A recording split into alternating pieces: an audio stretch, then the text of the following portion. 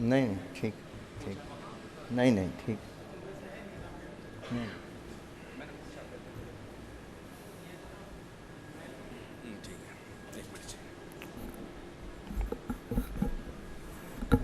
میں تمام ساتھیوں سے گزارش کرتا ہوں کہ یہ جو مووی بن رہی ہے اسپیشلی طور پہ انشاءاللہ جو جو طلب کرے گا اس کو مل جائے گی. اس لیے آپ حضرات سے گزارش ہے کہ آپ تکلیف نہ کریں مختلف کیمروں سے تصاویر بنانے کی. سب کو انشاءاللہ بعد میں طلب کرنے پر مووی مل جائے گی. تو آپ حضرات سے میری دوبارہ یہ گزارش ہے کہ آپ حضرات بیٹھے رہیں اور تکلیف نہ کریں. ٹھیک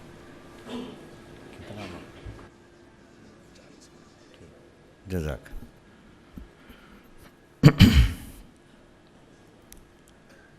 الحمد لله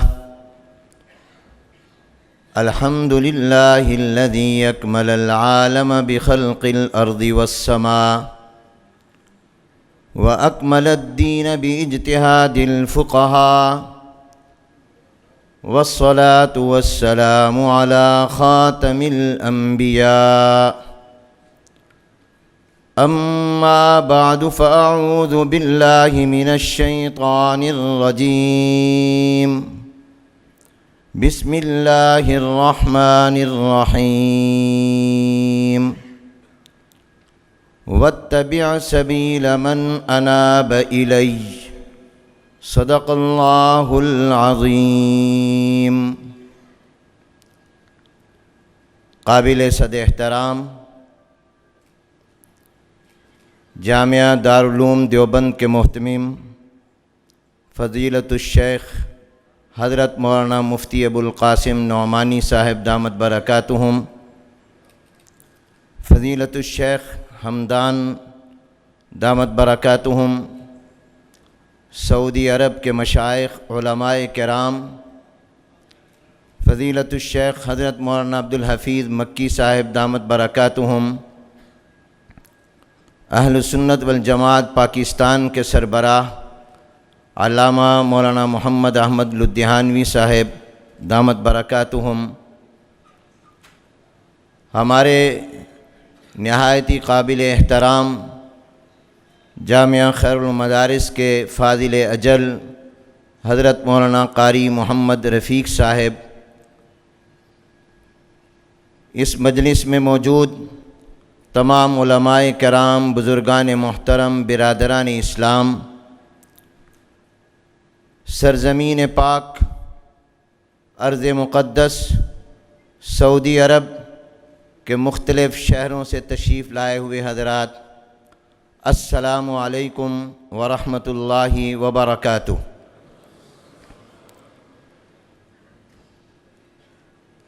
میں سب سے پہلے امام اعظم ابو حنیفہ رحمۃ اللہ علیہ سیمینار کے منتظمین کا، آج کی اس تقریب کے میزبانوں کا، اور بالخصوص اپنے برادر عزیز ڈاکٹر قاری محمد اسامہ صاحب اور ان کے تمام رفقاء کا صمیم قلب سے شکر گزار ہوں کہ انہوں نے اس یادگار اور تاریخی سیمینار میں مجھے حاضری اور شرکت کا موقع بخش کر آپ حضرات کی زیارت و ملاقات کا شرف بخشا. میں سعودی عرب کی حکومت اور بالخصوص خادم الحرمین الشریفین شاہ عبداللہ بن عبدالعزیز، یہاں کے وزیر مذہبی امور دکتور سلیمان ابوالخیل، وزارت شؤون اسلامیہ سعودی عرب کے وکیل شیخ عبدالعزیز بن عبداللہ العمار حفظہ اللہ، مکتب الدعوہ والارشاد جدہ کا بھی شکر گزار ہوں کہ جنہوں نے نہ صرف یہ کہ اس کانفرنس کے انعقاد کی اجازت مرحمت فرمائی بلکہ اس کے لیے سرپرستی بھی فرمائی. میں ان اپنے عرب مہمانوں کا چند الفاظ میں عربی میں بھی شکریہ ادا کرنا چاہتا ہوں۔ یسعدنی ان احضر هذه الندوة المباركة على الأرض المباركة عن شخصية الإمام أبي حنيفة النعمان بن ثابت تغمده الله برحمته، ومن خلال هذه الندوة أتقدم بخالص شكري وتقديري نيابة عن وفاق المدارس العربية والجامعات الإسلامية بپاکستان لمقام خادم الحرمين الشريفين الملك عبد الله بن عبد العزيز آل سعود حفظه الله ورعاه، وولي عهده الأمين وصاحب السمو الملكي أمير منطقة مكة المكرمة حفظه الله، كما يسرني أن أشكر معالي وزير الشؤون الإسلامية والأوقاف والدعوة والإرشاد فضيلة الشيخ دكتور سليمان أبا الخيل حفظه الله، والشكر موصول لسعادة الدكتور فضيلة الشيخ عبد العزيز بن عبد الله العمار حفظه الله على موافقتهما لعقد هذه الندوة. ولا شك أن انعقاد هذه الندوة يعتبر تسلسلاً للسياسة السمحة للمملكة العربية السعودية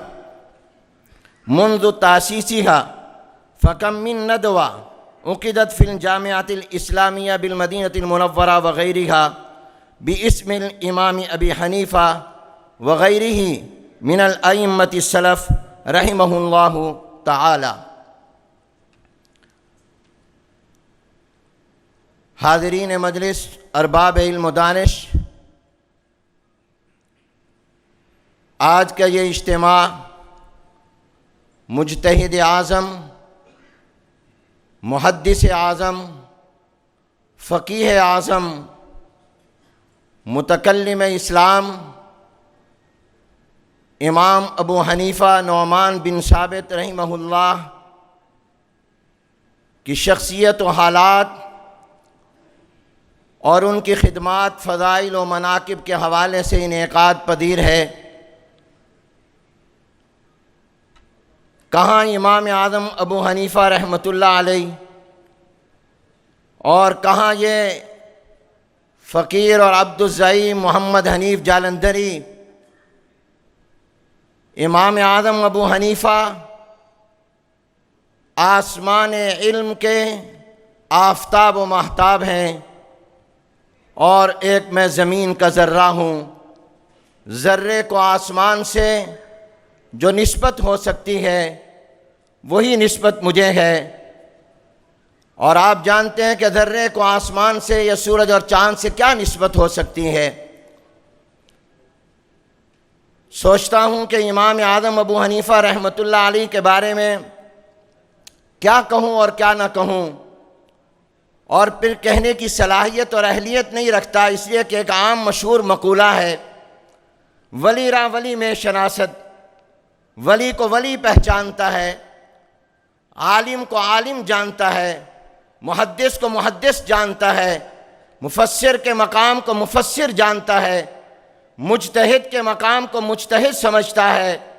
عالم کے مقام اور مرتبے کو عالم ہی سمجھ سکتا ہے۔ تو جب ولی کے مقام کو ولی جانے، عالم کے مقام کو عالم جانے، محدث کے مقام کو محدث ہی سمجھے، مفسر کے مقام کو مفسر ہی سمجھے، اور مجتہد کے مقام کو مجتہد سمجھے، فقیہ کے مقام کو فقیہ سمجھ سکتا ہے، تو میں کیسے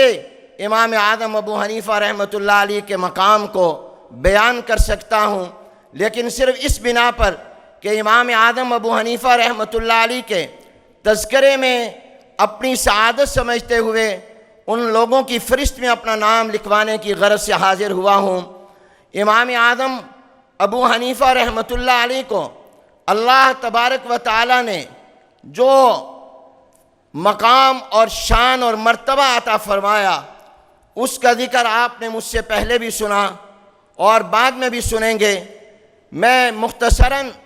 امام اعظم ابو حنیفہ رحمۃ اللہ علیہ جو ملت اسلامیہ کے عظیم محسن ہیں، جنہوں نے نہ صرف اپنے دور اور زمانے کے بلکہ آنے والے زمانوں میں بھی مسلمانوں کو دینی اور شرعی حوالے سے جو مسائل پیش آ سکتے تھے، انہوں نے 1400 سال پہلے ہی اس کے احکام کو مرتب کر دیا، اور ایک قول کے مطابق امام اعظم ابو حنیفہ رحمۃ اللہ علیہ نے 12,90,000 مسائل کا قرآن و سنت سے انتخاب کیا۔ یہ ملت اسلامیہ کے عظیم محسن، جو اپنے دور کے مسلمانوں کے ہی محسن نہیں بلکہ قیامت تک آنے والے انسانیت کے بھی محسن ہیں، آج اس محسن کے تذکرے کے لیے ہم سب لوگ جمع ہیں،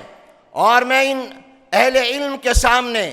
اپنا ایک سبق سنا رہا ہوں۔ جیسے میں نے عرض کیا کہ میں اپنے آپ کو اس قابل نہیں پاتا، کہاں امام اعظم جو آفتاب و ماہتاب ہیں اور کہاں میں ذرہ۔ امام اعظم ابو حنیفہ رحمۃ اللہ علیہ کا ذکر اس لیے کر رہا ہوں کہ ہمارے مدارس و جامعات میں ایک معمول ہے، ہمارے نظام تعلیم کا حصہ ہے کہ ہم جو سبق استاد سے پڑھتے ہیں وہ اگلے دن اپنے استاد کو سناتے ہیں۔ تو ہمارے ہاں یہ معمول ہے، یہ ہمارے ایجوکیشن سسٹم میں موجود ہے۔ تو میں آج اس مجمع میں، اس دیار مقدسہ میں، آج میں حرم مکہ کے جوار میں اپنا وہ سبق سنا رہا ہوں جو میں نے اپنے اکابر سے سنا ہے اور جو میں نے اسلاف سے سنا ہے۔ امام اعظم ابو حنیفہ رحمۃ اللہ علیہ کا نام نعمان بن ثابت ہے۔ ثابت آپ کے والد کا نام ہے، آپ کی کنیت ابو حنیفہ ہے، اور آپ کو ابو حنیفہ اس لیے کہا جاتا ہے کہ آپ ملت حنیفیہ کے خادم ہیں، ملت حنیفہ والا۔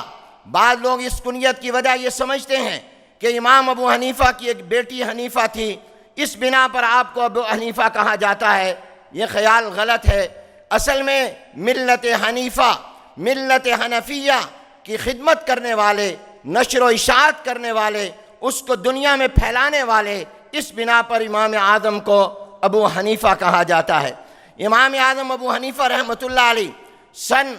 80 ہجری میں کوفہ کے شہر میں پیدا ہوئے، اور 80 ہجری کا معنی یہ ہے کہ رحمت عالم سرور کائنات حضور اکرم صلی اللہ علیہ وسلم دنیا سے پردہ فرما رہے ہیں۔ سن 10 ہجری میں گویا رحمت عالم حضور اکرم صلی اللہ علیہ وسلم کے دنیا سے پردہ فرمانے کے بعد، دنیا سے تشریف لے جانے کے بعد صرف 70 سال کے بعد امام ابو حنیفہ پیدا ہوئے۔ آپ 80 ہجری میں کوفہ شہر میں پیدا ہوئے۔ آپ کے جو دادا تھے وہ کابل کے رہنے والے تھے، افغانستان کا مشہور شہر کابل، وہاں کے رہنے والے تھے، اور اس دور اور زمانے میں کابل کو، ایران کو، خراسان کو، اس تمام علاقے کو فارس کہا جاتا تھا، اور یہ تمام کا تمام علاقہ جس میں ماوراء النہر آتا ہے، جس میں خراسان آتا ہے، جس میں آج کا افغانستان آتا ہے، جس میں آج کا ایران آتا ہے، اس تمام علاقے کو فارس کہا جاتا تھا۔ امام اعظم ابو حنیفہ رحمۃ اللہ علیہ کے دادا اس کابل کے رہنے والے تھے، اور آپ کے والد مسلمان ہوئے، اور وہ سیدنا علی بن ابی طالب رضی اللہ تعالیٰ عنہ کی خدمت میں حاضر ہوئے۔ سیدنا علی بن ابی طالب رضی اللہ تعالیٰ عنہ نے ان کے والد ثابت کے لیے اور ان کی اولاد جو اللہ نے آگے ابو حنیفہ کی شکل میں بھی عطا کی، ان کے لیے برکت کی دعا کی۔ امام اعظم ابو حنیفہ رحمۃ اللہ علیہ کو اللہ نے جو چند خصوصی امتیازات عطا کیے ہیں، میں اس وقت میں ان کا ذکر کرنا چاہتا ہوں۔ یوں تو امام اعظم ابو حنیفہ رحمۃ اللہ علیہ کو اللہ نے جو فضائل اور مناقب عطا کیے، جن خصوصیات سے نوازا، وہ بے شمار ہیں۔ چند ایک نمونے کے طور پر جن میں سے بعض کا ذکر ہو چکا، لیکن حضرت نعمان کا ذکر وہ کستوری ہے جس کو جتنی مرتبہ بھی چھیڑا جائے اور بیان کیا جائے، ہر دفعہ اس سے ایک نئی مہک ملتی ہے۔ میں چند امام ابو حنیفہ کی منفرد اور امتیازی خصوصیتوں کا اور فضائل کا ذکر کرنا چاہتا ہوں۔ پہلی وہی ہے جو ابھی شیخ نے یہاں پر بیان فرمائی کہ امام اعظم ابو حنیفہ رحمۃ اللہ علیہ کو یہ انفرادی خصوصیت حاصل ہوئی ہے کہ صحیحین بخاری اور مسلم کی جو روایت ہے، اس روایت کے اولین مصداق امام ابو حنیفہ رحمۃ اللہ علیہ ہیں۔ جیسا کہ آپ نے ابھی سنا جب قرآن کریم کی سورہ جمعہ کی آخری آیت وَآخَرِينَ مِنْهُمْ لَمَّا يَلْحَقُوا بِهِمْ نازل ہوئی تو سیدنا ابو ہریرہ رضی اللہ تعالیٰ عنہ اس روایت کو نقل فرماتے ہیں۔ بخاری شریف کی جلد ثانی میں یہ روایت صفحہ نمبر 727 پر موجود ہے۔ تو حضرت ابو ہریرہ رضی اللہ تعالیٰ عنہ فرماتے ہیں ہم نے جناب نبی کریم صلی اللہ علیہ وسلم سے پوچھا کہ یا رسول اللہ صلی اللہ علیہ وسلم وآخرین منہم لما یلحقوا بہم سے کون مراد ہے؟ آپ سے ایک مرتبہ سوال کیا، خاموش رہے، دوسری مرتبہ سوال کیا، آپ خاموش رہے، تیسری مرتبہ سوال کیا تو سرور کائنات صلی اللہ علیہ وسلم کے پاس حضرت سلمان فارسی رضی اللہ تعالیٰ عنہ تشریف فرما تھے، وہ بیٹھے ہوئے تھے۔ حضور علیہ السلام نے سلمان فارسی پر اپنا مبارک ہاتھ مار کر فرمایا اور یہ الفاظ ارشاد فرمائے لو کان الایمان عند الثریا لنالہ رجال او رجل من ہؤلاء، کہ اگر ایمان ثریا ستارے پر بھی پہنچ جائے تو کچھ لوگ یا ایک آدمی اس سلمان فارسی کی قوم میں سے وہاں سے جا کر کبھی ایمان لے آئے گا۔ یہ بخاری شریف کے الفاظ ہیں، جبکہ مسلم شریف کے الفاظ یہ ہیں لو کان الدین عند الثریا لذهب به رجل من فارس او قال من ابناء فارس حتى يتناوله، اور مسند احمد کی روایت میں الفاظ یہ ہیں لو کان العلم بالثریا لتناوله ناس من ابناء فارس۔ یہ محدثین کے نزدیک آپ میں سے بہت بڑی تعداد اہل علم کی ہے، وہ جانتے ہیں کہ محدثین کے نزدیک ایمان، دین، اسلام یہ تمام ایک دوسرے کے ہم معنی ہیں، یہ مترادف ہیں۔ تو رحمت عالم حضور اکرم صلی اللہ علیہ وسلم نے فرمایا اگر ثریا ستارے پر ایمان ہوگا، اگر ثریا ستارے پر اسلام ہوگا، اگر ثریا ستارے پر دین ہوگا، اگر ثریا ستارے پر علم ہوگا تو ابنائے فارس، فارس کے بچوں میں سے، فارس کے ابناء میں سے اس کو وہاں سے بھی جا کر ایک یا چند لوگ لے آئیں گے۔ علامہ جلال الدین سیوطی رحمۃ اللہ علیہ جو کہ شافعی المسلک ہیں، علامہ جلال الدین سیوطی شافعی رحمۃ اللہ علیہ فرماتے ہیں اقول بشر النبی صلی اللہ علیہ وسلم بالامام ابی حنیفہ فی الحدیث الذی اخرجہ ابو نعیم فی الحلیہ۔ فرماتے ہیں علامہ جلال الدین سیوطی تبیین الصحیفہ بمناقب ابی حنیفہ میں کہ اس حدیث کا اندر حضور علیہ السلام نے امام ابو حنیفہ کی بشارت دی ہے۔ اور اسی طرح امام ابن حجر المکی شافعی رحمۃ اللہ علیہ الخیرات الحسان میں فرماتے ہیں ان الامام ابا حنیفہ هو المراد من هذا الحدیث ظاہر لا شک فیہ، کہ اس حدیث میں امام ابو حنیفہ کے بارے میں فرمایا گیا ہے۔ تو امام ابو حنیفہ رحمۃ اللہ علیہ جناب نبی کریم صلی اللہ علیہ وسلم کی اس حدیث مبارکہ کا اول مصداق بنے، اور بہت سے لوگوں کو اللہ نے یہ سعادت دی، مگر اس کے اولین مصداق اول وہ امام ابو حنیفہ رحمۃ اللہ علیہ ہیں۔ تو یہ پہلی خصوصیت ہے امام اعظم ابو حنیفہ کی۔ دوسری خصوصیت امام اعظم ابو حنیفہ رحمۃ اللہ علیہ کی یہ ہے کہ امام ابو حنیفہ کو اللہ نے وہ مقام اور مرتبہ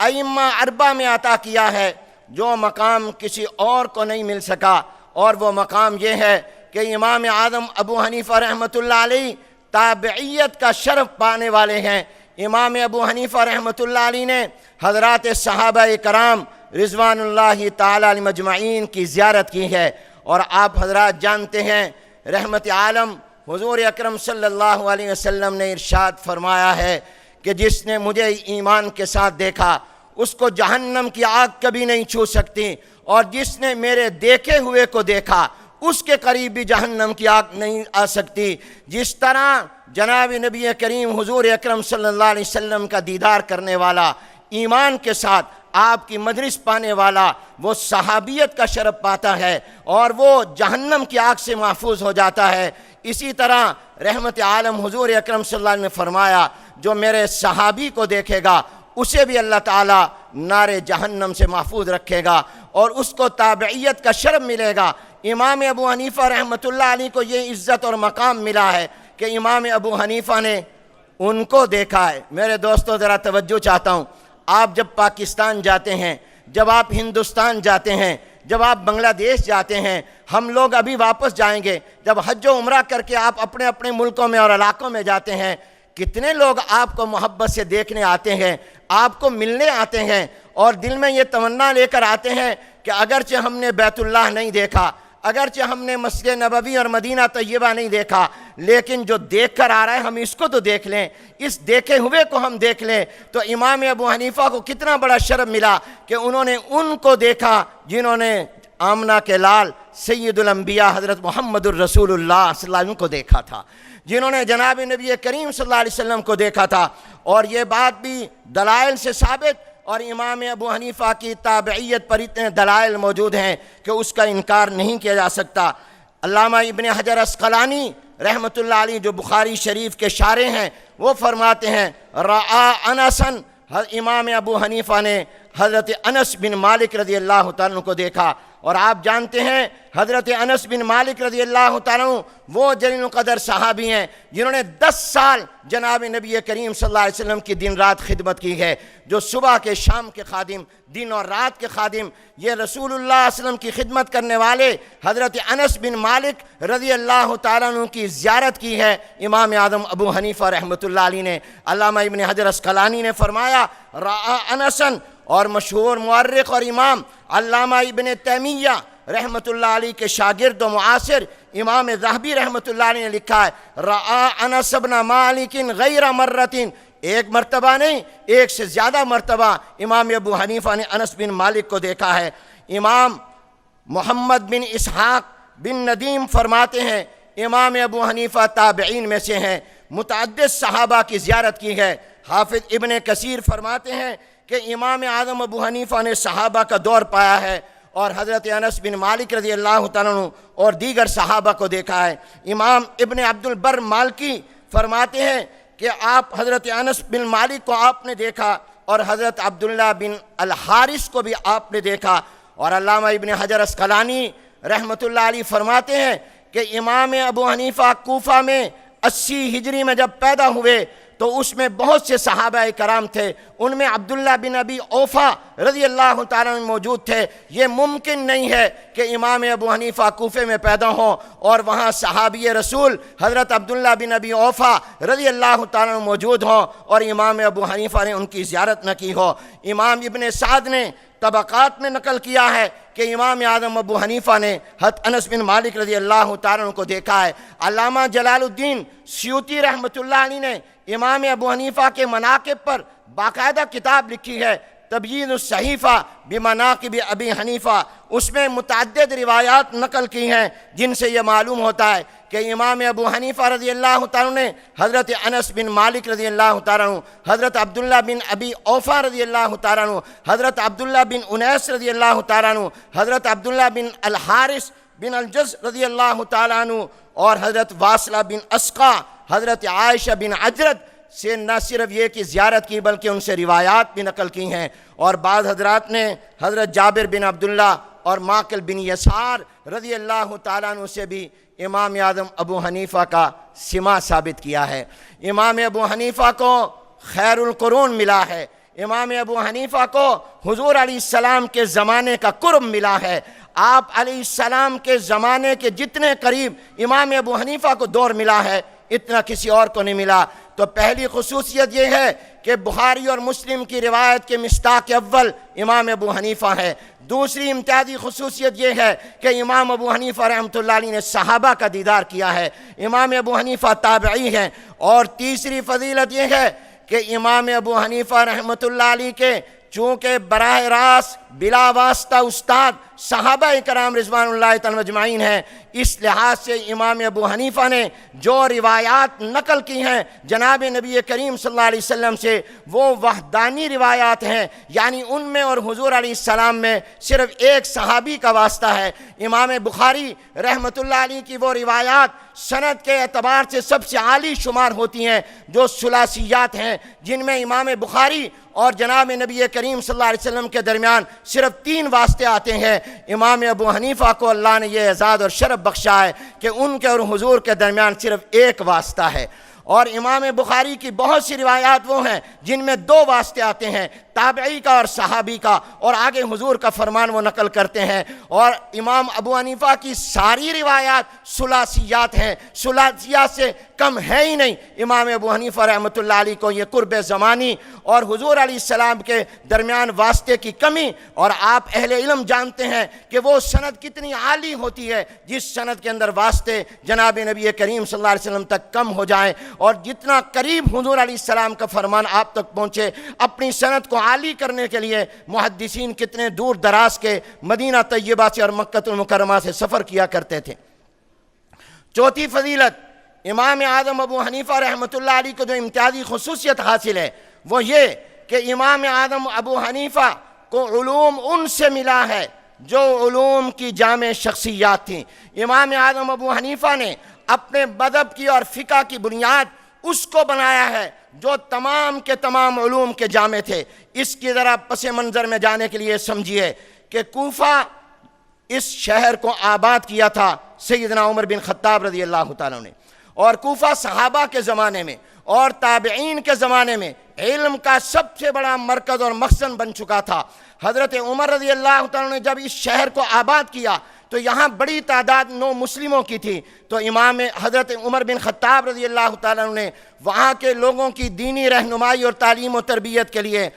صحابہ کو بھیجا، اور بالخصوص صحابہ میں سب سے بڑے فقیہ حضرت عبداللہ بن مسعود رضی اللہ تعالیٰ عنہ کو سیدنا عمر بن خطاب رضی اللہ تعالیٰ نے یہیں سے حجاز سے کوفہ بھیجا تھا، اور فرمایا تھا کوفے والوں کو آثرتکم بعبداللہ علی نفسی، میں نے اپنے آپ پر عبداللہ بن مسعود کے حوالے سے اے کوفے والوں تمہیں ترجیح دی ہے۔ حضرت عبداللہ بن مسعود رضی اللہ تعالیٰ وہ ہیں جن کو حضور نے قرآن کی سند بھی عطا کی ہے، حدیث کی سند بھی عطا کی ہے، فقہ کی سند بھی عطا کی ہے، اور ان سے علم حاصل کرنے کے بارے میں کہا گیا اور ترغیب اور تاکید کی گئی ہے۔ حضرت عبداللہ بن مسعود رضی اللہ تعالیٰ عنہ کوفہ میں تھے، اور وہاں پر علم حدیث کا اور علم فقہ کا چرچا ہوا۔ حضرت عبداللہ بن مسعود رضی اللہ تعالیٰ عنہ اپنے آخری وقت تک کوفہ میں رہے، اور حضرت عبداللہ بن مسعود رضی اللہ تعالیٰ نے وہاں اپنی تعلیم و تربیت سے جو جماعت تیار کی، علامہ زاہد الکوثری نے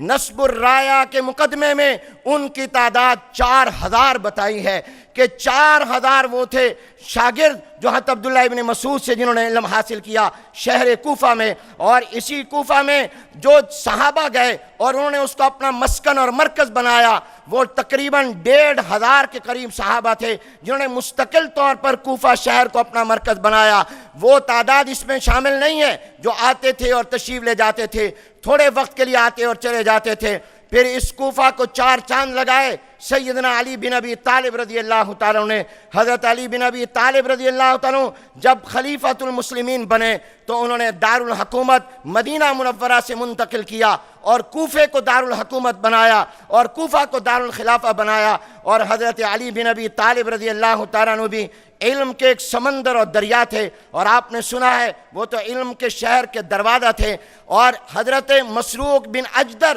تابعی فرماتے ہیں میں نے صحابہ کے حالات میں غور و فکر کیا تو مجھے اپنے محبوب پیغمبر صلی اللہ علیہ وسلم کے علوم اور صحابہ کے علوم 6 شخصیات میں مجھے جامع ملے۔ پھر میں نے ان 6 شخصیات میں حضرت عمر تھے، حضرت علی تھے، حضرت عبداللہ ابن مسعود تھے، حضرت زید بن ثابت تھے، ابو الدرداء تھے، حضرت ابی بن کعب تھے رضی اللہ تعالیٰ عنہ مجمعین۔ فرمایا یہ 6 کے 6 تمام علوم کے جامع تھے۔ میں نے جب پھر ان 6 کے حالات میں غور کیا تو مجھے ان تمام صحابہ کے علوم 2 شخصیتوں میں جامع نظر آئے، ایک حضرت علی میں اور دوسرے حضرت عبداللہ ابن مسعود رضی اللہ تعالیٰ عنہ میں۔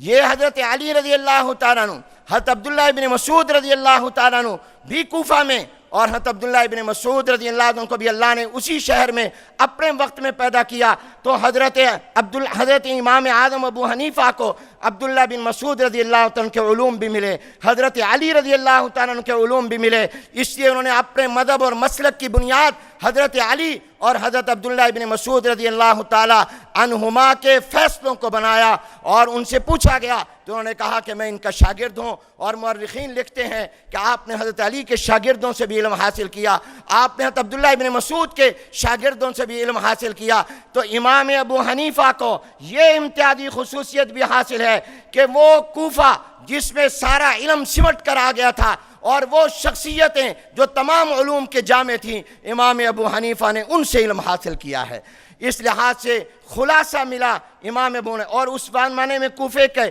علمی حال یہ تھا کہ لکھا ہے کہ گھر گھر میں حدیث کے تذکرے ہوتے تھے، محلہ محلہ درسگاہ بن چکا تھا، سکول اور کالج بن چکا تھا، اور اتنے بڑے اہل علم و فضل کہ اس کوفے کو فضلاء کا شہر، علماء کا شہر کہا جاتا تھا۔ حضرت امام اعظم ابو حنیفہ رحمۃ اللہ علیہ نے وہیں پرورش پائی اور وہیں پر علم حاصل کیا، اور علم کی جامع شخصیات سے علم حاصل کیا۔ امام اعظم ابو حنیفہ کی 5ویں امتیازی خصوصیت، اللہ نے ان کو جو استاد دیے، استاد ہی پوچھا جاتا ہے تمہارا استاد کون ہے، اس لیے کہ استاد کے علوم کا عکس اس کے شاگرد ہوا کرتے ہیں۔ تو امام اعظم ابو حنیفہ کو اللہ نے جو استاد دیے وہ بھی امت کے ستون عطا کیے، وہ بھی اساتین عطا کیے، وہ بھی علم و عمل کے جامع شخصیات اور علم کے سمندر اور دریا عطا کیے۔ امام ابو حنیفہ رحمۃ اللہ علیہ کے استاد تابعین ہیں، اور تابعین بھی جلیل القدر تابعین ہیں، یعنی صحابہ کو دیکھنے والے تابعین، ان کی صحبت پانے والے، وہ امام اعظم ابو حنیفہ کے استاد ہیں۔ ابراہیم نخعی، عامر شعبی اور حماد بن سلیمان جو فقہ کے بھی امام تھے اور حدیث کے بھی امام تھے، اور جن کو حضرت عبداللہ ابن مسعود رضی اللہ عنہ کے علوم کا حافظ سمجھا جاتا تھا۔ اور میرے دوستو، امام ابو حنیفہ اپنے استاد حماد بن سلیمان کا اتنا ادب اور احترام کرتے تھے، لکھا ہے کہ جس محلے میں امام اعظم ابو حنیفہ کا مکان تھا، اسی محلے اور کالونی میں ان کے استاد حماد بن سلیمان کا مکان تھا۔ تو امام ابو حنیفہ اپنے گھر میں بیٹھنے اور لیٹنے کے وقت میں کبھی پاؤں بھی ادھر نہیں کرتے تھے جدھر ان کے استاد کا مکان تھا۔ یہ ادب تھا اپنے استاد کا امام ابو حنیفہ جو کیا کرتے تھے۔ ابو اسحاق سبیعی، یہ امام اعظم ابو حنیفہ کے وہ استاد ہیں جنہوں نے 38 صحابہ کرام سے علم حاصل کیا ہے، جنہوں نے 38 صحابہ سے علم حاصل کیا۔ ابو اسحاق السبیعی وہ امام ابو حنیفہ کے استاد ہیں۔ اللہ نے استاد کیسے اعلیٰ دیے، قاسم بن محمد، حضرت قتادہ، حضرت نافع، طاؤس بن کیسان، حضرت اکرمہ، عطا بن ابی رباح، عمر بن دینار، عبداللہ بن دینار، حضرت حسن بصری جیسے جلیل القدر تابعین اور اساتین امت امام ابو حنیفہ کے استاد تھے۔ اللہ نے استاد اعلیٰ دیے تو امام اعظم کی چھٹی خصوصیت یہ ہے کہ اللہ نے شاگرد بھی سب سے اعلیٰ عطا فرمائے، استاد بھی اعلیٰ عطا کیے اور شاگرد بھی اپنے عظیم اعلیٰ عطا کیے۔ عبداللہ بن مبارک امام ابو حنیفہ کے شاگرد ہیں۔ یحییٰ بن سعید القطان جو جرح و تعدیل کے ماہر اور امام ہیں، امام اعظم ابو حنیفہ کے شاگرد ہیں۔ اور امام شافعی رحمۃ اللہ علیہ کے استادوں میں ایک بڑے استاد وکیع بن الجراح، یہ امام ابو حنیفہ کے شاگرد ہیں۔ اور مشہور شاگرد امام ابو یوسف اور امام محمد رحمہم اللہ سے تو آپ سب حضرات واقف ہیں۔ یہ اللہ نے امام اعظم ابو حنیفہ کو خصوصیتیں عطا فرمائی تھیں۔ اور 7ویں امتیازی خصوصیت امام ابو حنیفہ کی یہ ہے کہ امام ابو حنیفہ عمر میں تمام ائمہ مجتہدین سے بڑے ہیں۔ امام ابو حنیفہ رحمۃ اللہ علیہ مشہور قول کے مطابق 80 ہجری میں پیدا ہوئے، اور امام مالک رحمۃ اللہ علیہ 95 ہجری میں پیدا ہوئے، اور امام شافعی رحمۃ اللہ علیہ 150 ہجری میں پیدا ہوئے، اور امام احمد بن محمد بن حنبل رحمہم اللہ یہ 164 ہجری میں پیدا ہوئے۔ تو اللہ نے عمر کے اعتبار سے بھی امام ابو حنیفہ کو سب سے بڑا مقام عطا کیا۔ اور پھر 8ویں خصوصیت یہ ہے کہ صرف عمر میں ہی بڑے نہیں، رتبے میں بڑے ہیں۔ یا تو امام ابو حنیفہ باقی ائمہ کے استاد ہیں یا استادوں کے استاد ہیں۔ امام مالک رحمۃ اللہ علیہ براہ راست بلا واسطہ امام ابو حنیفہ کے شاگرد ہیں، اور امام شافعی رحمۃ اللہ علیہ ایک واسطے سے امام ابو حنیفہ کے شاگرد ہیں، امام حنیفہ کے شاگرد ہیں امام محمد، ان کے شاگرد ہیں امام شافعی، گویا امام محمد کے واسطے سے امام شافعی امام ابو حنیفہ کے شاگرد ہیں، اور امام احمد بن حنبل امام شافعی رحمۃ اللہ علیہ کے شاگرد ہیں، گویا دو واسطوں سے امام احمد بن حنبل، ایک اپنے استاد شافعی اور ایک ان کے استاد محمد، ان دو واسطوں سے امام ابو حنیفہ کے شاگرد بنتے ہیں۔ امام ابو حنیفہ یا تو استاد کے درجے میں ہیں یا پھر استادوں کے استاد کے درجے میں ہیں۔ نویں خصوصیت امتیازی امام اعظم ابو حنیفہ رحمۃ اللہ علیہ کی یہ ہے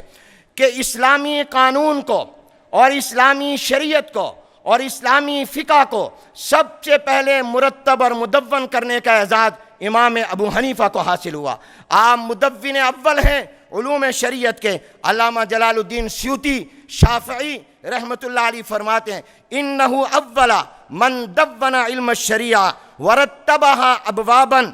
امام ابو حنیفہ نے سب سے پہلے علوم شریعت کو مرتب کیا اور فقہی ترتیب کے مطابق ابواب قائم کیے، اور پھر امام مالک رحمۃ اللہ علیہ نے اپنے موطا امام مالک میں امام ابو حنیفہ کی ترتیب کی پیروی اور اتباع کی ہے۔ یہ بھی اعزاز اللہ نے امام اعظم ابو حنیفہ کو عطا کیا کہ اسلامی قانون کو یکجا مدون مرتب شکل میں امت کو دیا ہے، تو امام اعظم ابو حنیفہ سراج الامہ اور امام الائمہ نے دیا ہے۔ اس کے بعد امام ابو حنیفہ رحمۃ اللہ علیہ کا یہ اعزاز اور شرف بھی ہے کہ انہوں نے کتاب الفرائض جس میں وراثت کے مسائل ان سب کو سب سے پہلے مرتب اور مدون کیا، کتاب الشروط کو مرتب کیا، کتاب الشہود کو مدون کیا، اور 11ویں امتیازی خصوصیت امام اعظم ابو حنیفہ رحمۃ اللہ علیہ کی یہ ہے کہ آپ کو جس فقیہ کی بھی فقہ ملے گی وہ ان کی اپنی ذاتی اجتہاد اور انفرادی رائے ہوگی جو بڑی وقیع اور قابل احترام ہے، لیکن امام ابو حنیفہ نے جس فقہ کو مرتب کیا وہ شورا کے مشورے کے نتیجے میں مرتب کیا۔ امت کو پہلا مجلس شورا کے اندر مرتب ہونے والا قانون امام ابو حنیفہ نے دیا، وہ ان کی ذاتی اور انفرادی رائے نہیں۔ ہر مجلس میں بحث ہوتی، اس میں حدیث کے ماہر ہوتے، قرآن کے ماہر ہوتے، تفسیر کے ماہر ہوتے، فقہ کے ماہر ہوتے، اور وہ مسائل پر بحث کرتے، اور بحث کے بعد وہ خلاصہ امام ابو حنیفہ کے سامنے پیش کرتے۔ پھر امام ابو حنیفہ فرماتے اپنے کسی شاگرد کو، اور اکثر امام ابو یوسف کو، کہ اس مسئلے کو فلاں جگہ لکھو، فلاں جگہ لکھو۔ تو امام ابو حنیفہ نے جس علوم شریعت کو اور فقہ کو مرتب کیا وہ صرف ان کی ذاتی رائے نہیں بلکہ اجتماعی شورا اہل علم اور اہل اجتہاد کی بیٹھی اور اس کے بعد مرتب کیا۔ 12ویں امتیازی خصوصیت امام اعظم وہ منہج ہے، یہی اصول ہے، اور امام ابو حنیفہ کی کوشش ہوتی ہے کہ میں حدیث کو چھوڑنے کی بجائے تطبیق کا راستہ اختیار کروں، اس لیے اکثر وہ تطبیق کا راستہ اختیار کرتے ہیں، ترک کی بجائے تطبیق کی طرف توجہ دیتے ہیں۔ امام اعظم ابو حنیفہ نے یہ وہی اصول ہے جو حضور علیہ السلام نے دیا۔ حضرت معاذ بن جبل رضی اللہ عنہ کو فرمایا تھا کوئی نیا مسئلہ آیا کہاں سے حکم بتاؤ گے؟ کہا قرآن سے۔ فرمایا اگر نہ ملے تو فرمایا سنت رسول اللہ میں، اگر نہ ملے تو پھر میں اپنی رائے سے اجتہد برأیی ولا آلو، کوئی کوتاہی نہیں کروں گا۔ امام ابو حنیفہ رحمۃ اللہ علیہ کے بارے میں بعض لوگ یہ کہتے ہیں کہ امام ابو حنیفہ رائے پر عمل کرتے ہیں حدیث کی بجائے، وقت نہیں کہ میں اس کی وضاحت کروں۔ یاد رکھیے امام اعظم ابو حنیفہ تو حدیث کو اتنی اہمیت دیتے ہیں کہ اگر حضور علیہ السلام کی سنت ملے تو اس کے مقابلے میں رائے کو چھوڑ دیتے ہیں، اور اگر خلفائے راشدین کا فیصلہ ملے رائے چھوڑ دیتے ہیں، رائے اختیار ہی نہیں کرتے، حتیٰ کہ اگر کسی صحابی کا قول مل جائے تو اس کو بھی اپنے لیے نمونہ بناتے ہیں اور اسی پر عمل کرتے ہیں، اور ایک صحابی کے قول کو بھی ان کے نزدیک زیادہ وزن ہے اپنی رائے کے مقابلے میں۔ امام اعظم ابو حنیفہ کی 13ویں امتیازی خصوصیت جس کا ذکر مولانا ندوی پہلے کر چکے، وہ فقہ میں ان کا مقام ہے۔ امام شافعی رحمۃ اللہ علیہ کا فرمان آپ سن چکے، الناس فی الفقہ عیال علی ابی حنیفہ، تمام کے تمام فقہا امام ابو حنیفہ کے خوشہ چین ہیں۔ امام ابو حنیفہ رحمۃ اللہ علیہ کے بچے ہیں اس میدان میں، اور امام یہ تذکرۃ الحفاظ میں ابن حجر اسقلانی امام شافعی کا قول نقل کیا گیا ہے۔ ہمت و استقامت، یہ امام ابو حنیفہ کی ایک 14ویں خصوصیت ذکر کرنے لگا ہوں، مگر اس سے پہلے میں ذرا ان کی عبادت و زہد اور تقوی کے حوالے سے جو آپ کے سامنے آ چکا، آپ امام اعظم ابو حنیفہ رحمۃ اللہ علیہ کے حالات اور مناقب میں لکھا ہے کہ 55 حج انہوں نے کیے ہیں۔ امام اعظم ابو حنیفہ قرآن کی تلاوت ان کا محبوب مشغلہ تھا، روزانہ قرآن دن کو ایک ختم کرتے تھے اور رات کو ختم کرتے تھے، اور رات کو اللہ کی بارگاہ میں اس طرح گڑ گڑا کر روتے تھے کہ پڑوسیوں اور ہمسایوں کو بھی ترس آ جایا کرتا تھا کہ یہ کس طرح پر رو رہے ہیں۔ وہ دن کو دنیا مسائل بتا رہے ہیں، مخلوق کی خدمت، اور رات کو اپنے اللہ سے تعلق۔ امام اعظم ابو حنیفہ رحمۃ اللہ علیہ کی پوری زندگی امام ابو حنیفہ نے کسی کی غیبت نہیں کی۔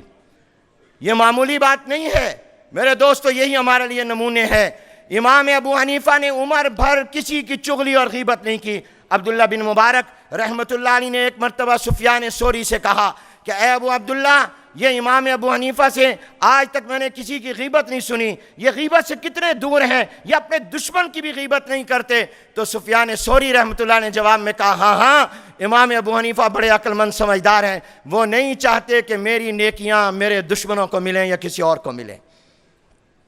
غیبت کرنے والا اپنی نیکیاں دے رہا ہوتا ہے۔ امام اعظم ابو حنیفہ کی ایک 15ویں خصوصیت عرض کر کے اجازت چاہوں گا۔ امام اعظم ابو حنیفہ کی خصوصیات تو بہت ہیں، میں نے جو آپ کے سامنے اب تک ذکر کی ہیں وہ 14 ہیں۔ اجمالاً 15ویں خصوصیت یہ ہے کہ امام اعظم ابو حنیفہ کا جنازہ جیل سے اٹھا ہے۔ امام اعظم ابو حنیفہ کا جنازہ جیل سے اٹھا ہے اور ان کو وفات جیل کے اندر آئی ہے، اور ہمت و استقامت کا پہاڑ اور پیکر تھے امام اعظم ابو حنیفہ رحمۃ اللہ علیہ۔ لکھا ہے کہ بنو امیہ کے آخری بادشاہ مروان بن محمد کے دور میں عراق کے جابر اور خود سر گورنر یزید بن عمر بن حبیرہ نے امام ابو حنیفہ کو پیشکش کی کہ آپ جج بن جائیے، آپ جسٹس بن جائیے، آپ قضاء کا عہدہ لے لیجئے اور آپ قاضی القضات چیف جسٹس بن جائیے، اور پورے ملک میں آپ کے حکم سے قاضی اور جج مقرر کیے جائیں گے، بیت المال کی چابی آپ کے پاس ہوگی، ایک پائی بھی آپ کی اجازت کے بغیر سرکاری خزانے سے نہیں نکلے گا۔ امام اعظم ابو حنیفہ رحمۃ اللہ علیہ نے انکار کر دیا۔ وہ اپنے سیاسی مقاصد کے لیے، وہ اپنی ظالمانہ اور جابرانہ حکومت کے استحکام کے لیے امام ابو حنیفہ کو استعمال کرنا چاہتے تھے۔ الحمدللہ علماء حق کسی دور میں اس طرح استعمال نہیں ہوئے۔ امام اعظم ابو حنیفہ رحمۃ اللہ علیہ نے بھی فرمایا کہ میں اس کو قبول نہیں کرتا۔ اس نے جب بہت زیادہ مجبور کیا، انکار کیا، تو امام ابو حنیفہ کو جیل میں ڈال دیا گیا۔ 110 کوڑوں کی سزا سنائی گئی، اور وہ ایک مرتبہ نہیں لگائے گئے، روزانہ 10 کوڑے لگائے جاتے، اور جیل میں یا خفیہ مقام پر کوڑے نہیں لگائے جاتے تھے، باقاعدہ منادی ہوتی، اعلان ہوتا، لوگوں کو بلایا جاتا، میدان میں جب لوگ اکٹھے ہو جاتے پھر امام ابو حنیفہ کو لایا جاتا، اور امام ابو حنیفہ کی کمر پر روزانہ 10 کوڑے مارے جاتے۔ امام ابو حنیفہ نے وہ کوڑے برداشت کیے، مگر ظالم حکومت کا حصہ بننا گوارا نہ کیا، اور انہوں نے ہمت و استقامت کا مظاہرہ کیا۔ یہ دور ابتلا کا گزرا، اس کے بعد بنو امیہ کا دور ختم ہوا، بنو عباس کا دور آیا۔ پہلے خلیفہ کے بعد دوسرے خلیفہ ابو جعفر منصور نے پھر امام ابو حنیفہ کو عہدہ قضاء کی پیشکش کی۔ وہ بھی چاہتا تھا کہ میں اپنی حکومت کے استحکام کے لیے امام ابو حنیفہ کا نام استعمال کروں۔ امام ابو حنیفہ نے انکار کر دیا۔ اس نے امام ابو حنیفہ رحمۃ اللہ علیہ کو 30 کوڑوں کی سزا سنائی، جیل کے اندر بند کیا، اور لکھا ہے کہ آخری وقت میں ان کو ایک پیالہ پیش کیا گیا جس میں زہر تھا۔ امام ابو حنیفہ کو اندازہ ہو گیا مجھے زہر کا پیالہ دیا جا رہا ہے، پینے پر مجبور کیا گیا۔ امام ابو حنیفہ نے انکار کیا، امام ابو حنیفہ پر تشدد کیا گیا، لٹا کر زمین پر زبردستی پلایا گیا، اور امام ابو حنیفہ پر تشدد کیا، اور اس کے نتیجے میں امام ابو حنیفہ کی موت آئی، اور امام ابو حنیفہ کا جنازہ جیل سے اٹھا۔ لیکن وہ ہمت و استقامت کا پہاڑ رہے کہ انہوں نے شریعت پر اور دین پر کوئی آنچ نہیں آنے دی۔ یہ وہ خصوصیات تھیں جو میں نے امام اعظم ابو حنیفہ کی مختصراً آپ کے سامنے ذکر کی ہیں۔ اللہ تبارک و تعالی امام اعظم ابو حنیفہ کے نقش قدم پر، امام مالک، امام شافعی، امام احمد بن حنبل رحمہم اللہ کے نقش قدم پر ہمیں چلنے کی توفیق دے۔ یہ ہم سب کے محسن ہیں، یہ ملت اسلامیہ کے محسن ہیں۔ اور جیسے شیخ حمدان نے کہا کہ سعودی عرب کی جامعات میں وہی عقیدہ پڑھایا جاتا ہے جو عقیدہ امام ابو حنیفہ کا ہے، جو محمد بن عبد الوہاب کا ہے۔ اور میں تحدیث بن نعمت کے طور پر کہتا ہوں کہ ہمارے بر صغیر پاک و ہند میں پاکستان میں، ہندوستان، بنگلہ دیش میں بھی وہی عقیدہ پڑھایا جاتا ہے جو امام اعظم ابو حنیفہ کا ہے، وہی عقیدہ پڑھایا جاتا ہے جو محمد بن عبد الوہاب کا ہے۔ ہم عقیدے کے اعتبار سے بھی الحمدللہ صراط مستقیم پر ہیں، سلف صالحین کے نہج اور طرز پر ہیں۔ اور آخر میں جاتے جاتے دو گزارشیں کرنا چاہوں گا۔ ایک تو پاکستان کے حوالے سے آپ کو معلوم ہے کہ چند دن پہلے پشاور میں ایک سکول پر، آرمی اسکول پر جو دہشت گردوں نے حملہ کیا، جس میں 150 سے زائد بچے شہید کر دیے گئے اور کتنے بچے زخمی ہو گئے، یہ ایک المناک اور اندوہناک سانحہ جس کا آج امام کعبہ نے بھی اپنے خطبہ جمعہ میں ذکر کیا ہے، اس نے ہم سب کو ہلا کر رکھ دیا ہے۔ یہ انتہائی سنگین ترین درندگی کا واقعہ ہے۔ ہم آج یہاں سرزمین عرب سے بھی اس کی مذمت کر رہے ہیں، اور میں آج آپ سے ہاتھ جوڑ کر دعاؤں کی بھیک مانگتا ہوں کہ وہ پاکستان جو آپ کا بھی ملک ہے اور میرا بھی ملک ہے، آپ میں سے بہت سے حضرات کا ملک ہے، وہ آج ایک عرصے سے بدامنی کا شکار ہے، وہ دہشت گردی کا شکار ہے۔ آپ یہاں حرم مکہ اور حرم مدینہ میں جاتے ہیں، مقبول جگہوں پہ جاتے ہیں اور یہاں کی دعائیں قبول ہوتی ہیں۔ خدا را جب ملتزم پر جائیں اور باب کعبہ سے چمٹ کر دعائیں کریں تو ہمارے وطن عزیز پاکستان کے امن کے لیے بھی دعا کیجئے، اس کی سلامتی کے لیے بھی دعا کیجئے۔ اور آج یہ قومی سانحہ نہیں، عالمی سانحہ ہے۔ وہ اسلام جو جنگ کے اور لڑائی کے اندر بھی کافر کے بچوں کو مارنے کی اجازت نہیں دیتا، وہ مسلمان کے بچے کو مارنے کی کہاں اجازت دے گا؟ وہ مناظر دیکھے نہیں جا سکتے۔ یہ ہمارے لیے المناک مناظر، یہ عالمی قوتوں کی سازشیں اور استعمار کی سازشیں کا نتیجہ ہے جو دنیا کے اندر عالم اسلام کو مسترب کیے ہوئے ہیں۔ ایک تو آپ پاکستان کے لیے، خدا کے لیے امن کی دعا کریں، میں اس کی بھیک آپ سے مانگتا ہوں، اور اس کے علاوہ عالم اسلام کے لیے دعا کریں۔ آج عراق، آج سوریہ، آج یمن، آج مصر، آج بحرین اور آج پوری دنیا میں کس طرح اضطراب اور بے چینی ہے۔ برما میں مسلمانوں پر ظلم ہو رہا ہے، جہاں خون بہہ رہا ہے، مسلمان کا خون بہہ رہا ہے۔ اور میں آج آپ سے درخواست کرتا ہوں کہ عالم اسلام کے لیے دعا کیا کریں، اور میں درخواست کرتا ہوں خادم الحرمین الشریفین شاہ عبداللہ سے کہ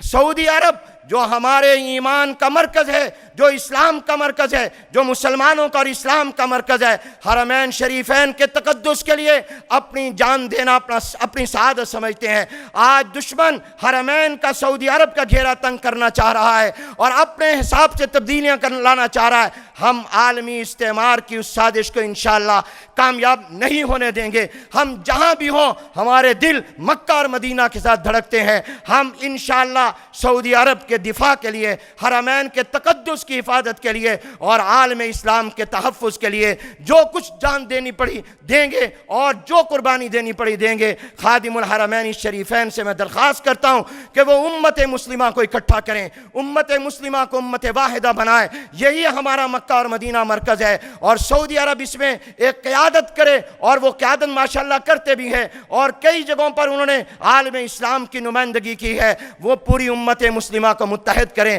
ہم یہ چاہتے ہیں کہ اسلامی ممالک کا اپنا بلاک بننا چاہیے، مسلمان ممالک کی اپنی فوج ہونی چاہیے، ان کا دفاع مشترکہ ہونا چاہیے، ان کی کرنسی مشترکہ ہونی چاہیے، ان کی تجارت اور کاروبار آپس میں ہونا چاہیے۔ آج ہم امام ابو حنیفہ کے حوالے سے یہاں جمع ہے۔ یہ امام ابو حنیفہ، امام شافعی، امام مالک، امام احمد بن حنبل، یہ ہمارا سرمایہ ہے۔ ان کے ماننے والوں کو ایک جگہ پر اکٹھا کرنا یہ وقت کی ضرورت بھی ہے اور دین کی ضرورت بھی ہے۔ وآخر دعوانا ان الحمدللہ۔